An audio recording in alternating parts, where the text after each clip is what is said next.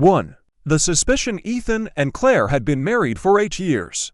To everyone around them, they were the perfect couple, deeply in love, always smiling, inseparable. But perfection is often an illusion, and Ethan was starting to see the cracks.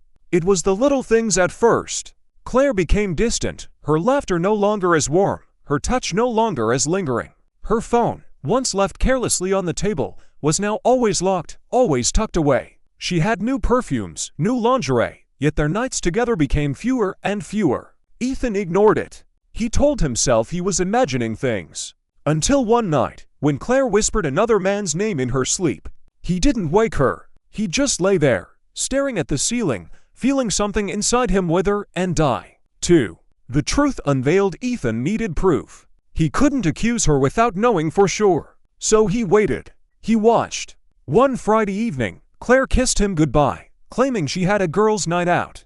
Ethan smiled, told her to have fun, and then followed her. She didn't go to a restaurant. She didn't meet her friends. Instead, she drove to a quiet hotel on the edge of the city. Ethan parked a few spaces away and watched as she stepped out of the car, her face glowing in a way it never did with him anymore. A man was waiting for her at the entrance.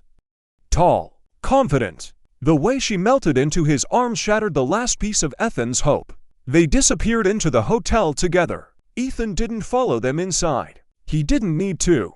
3. The confrontation the next morning. Claire came home, smelling of alcohol and another man's cologne. Ethan was already awake, sitting at the kitchen table, 2 cups of coffee in front of him. "Good night?" he asked calmly. She hesitated for only a second. "Yeah, it was great. We stayed out late, just talking." Ethan nodded.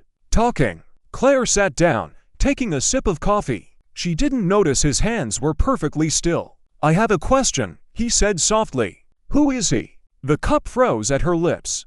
What? Ethan leaned forward. "Who is the man you spent the night with at the Silverwood Hotel?" Her face drained of color.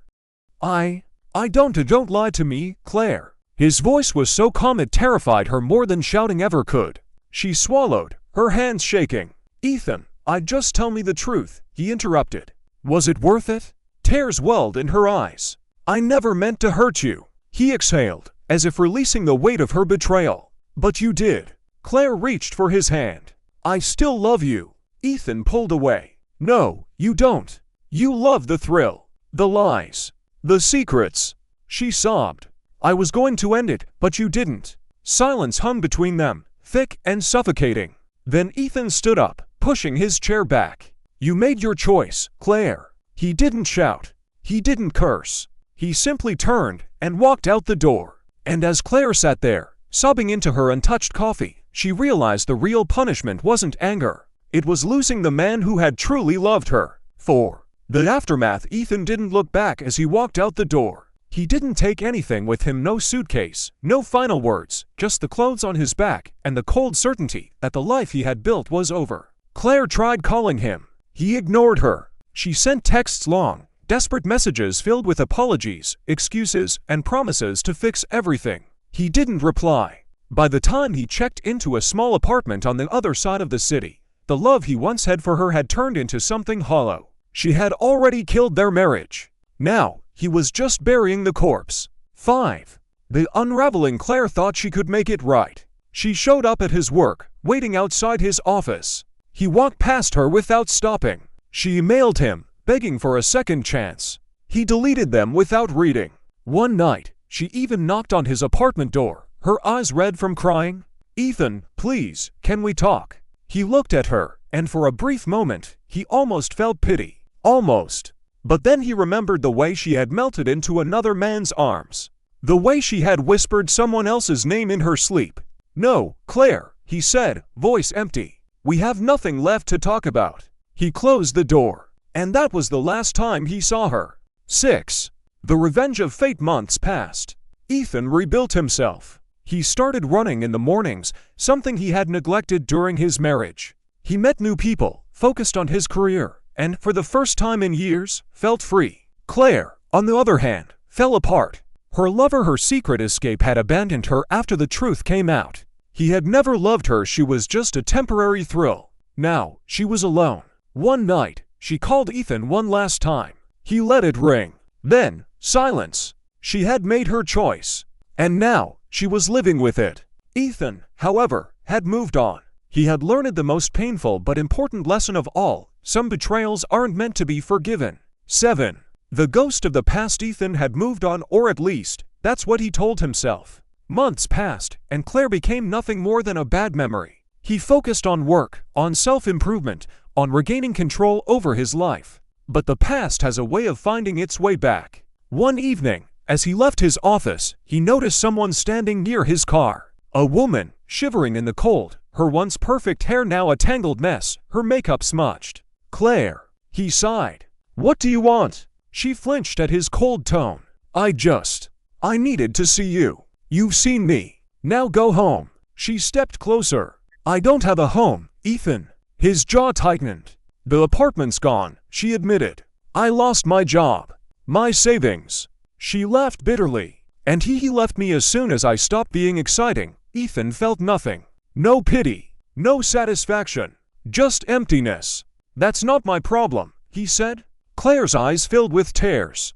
"I know I don't deserve anything from you. But Ethan, I don't know what to do. I don't have anyone else." For a moment, he considered walking away, leaving her there, shivering, alone, broken. But something stopped him. Not love. Not longing. Curiosity. He wanted to see how much lower she could sink. "Get in the car," he said. 8. A deal with the devil. Ethan didn't take her to his apartment. He took her to a cheap motel and handed her a few $100s. "This is the last thing I'll ever give you," he said. "Find a job. Start over." Claire clutched the money like a lifeline. "Thank you," she whispered. Ethan turned to leave, but before he could step out, she spoke again. "Do you ever think about us?" He paused. Then, without turning around, he said, "No." And he walked away. 9. The final goodbye days passed. Then weeks. Ethan didn't hear from Claire again. Until one evening, he received a message. A number he didn't recognize. Just 2 words. "Goodbye, Ethan." A strange feeling twisted in his gut. He told himself not to care. But something made him check. He called the number. No answer. An hour later, he found himself in front of the same cheap motel. He asked the receptionist about her. The woman frowned. "Room 306. She hasn't come out all day." A sinking feeling washed over him. He knocked. No response. He knocked harder. Nothing. With growing panic, he forced the door open. Inside, the room was dark. Silent. Claire lay on the bed, motionless. An empty bottle of pills on the nightstand. A crumpled note beside it. Ethan's hands shook as he picked it up. "I had nowhere else to go. I'm sorry. I just wanted to be loved again." Silence. For the first time in months, Ethan felt something. Not love. Not hate. Just regret. But regret never brings back the dead. And some betrayals can never be undone.